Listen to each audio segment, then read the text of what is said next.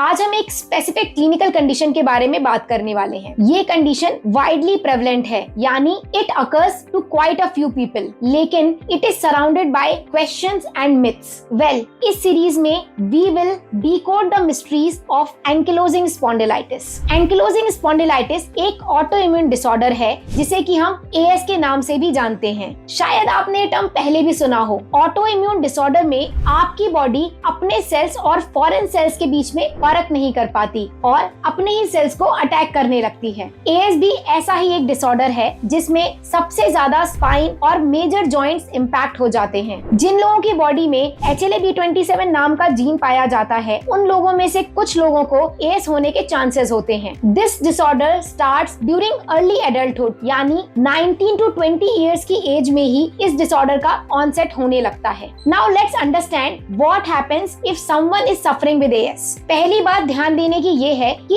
As किसी को भी ओवरनाइट क्लिनिकल सिम्टम्स नहीं दिखाता। It happens over a long period of time spanning years and the onset starts right from the age of 19 or 20 years. Usually the person may get high fever with redness in eyes during the onset, after which they keep encountering pain in the spine or pain in some of the joints like hip, knee or ankle. AS के majority cases में spine सबसे पहले impact होती है। Over time, the vertebra of the spine fuse together, causing a condition called bamboo spine. इस condition में आपकी spine की mobility compromise होने लगती है। आप side to side turn करने में, झुकने में और उठने में प्रॉब्लम फेस करने लगते हैं। Because this condition start at such an early stage when the metabolism of the body is at its optimum, many people ignore the pain and symptoms. The person reaches the age of 32 or 35. The condition has progressed quite a bit. People usually resort to generic back exercises in such cases after the diagnosis. जैसे कि वो push-ups try करते हैं, pull downs try करते हैं, काफी सारी gym exercises करने की कोशिश करते हैं। कुछ लोग योगा भी प्रेफर करते हैं। Even though इन एक्सरसाइजेस से पेशेंट्स को कुछ समय के लिए आराम जरूर मिलता है, लेकिन they find themselves back in the same position after a while. इसका रीजन ये है कि these exercises target the gross muscles, यानी कि बिगर मसल्स ऑफ द बैक, लेकिन आपके वर्टिब्रा के आसपास जो डीप मसल्स हैं, फाइनर मसल्स हैं, जो आपके वर्टिब्रा को सपोर्ट कर रही हैं, उनकी स्ट्रेंथनिंग और मोबिलिटी बार हो जाती है, जिसकी वजह से आप एएस प्रोग्रेशन के विशियस साइकिल में फंस जाते हैं। बात ये है कि मेजॉरिटी ऑफ ऑटोइम्यून डिसऑर्डर्स की कोई क्योर नहीं है, बट इट्स डेफिनेटली पॉसिबल कि हम एएस के प्रोग्रेशन को कंसिडरेबली स्लो डाउन कर दें और आपके लिए एक ऐसा मेंटेनेंस मोड इंप्लीमेंट कर सकें ताकि आपकी क्वालिटी ऑफ लाइफ कॉम्प्रोमाइज ना हो। In this 3-part series, in part 2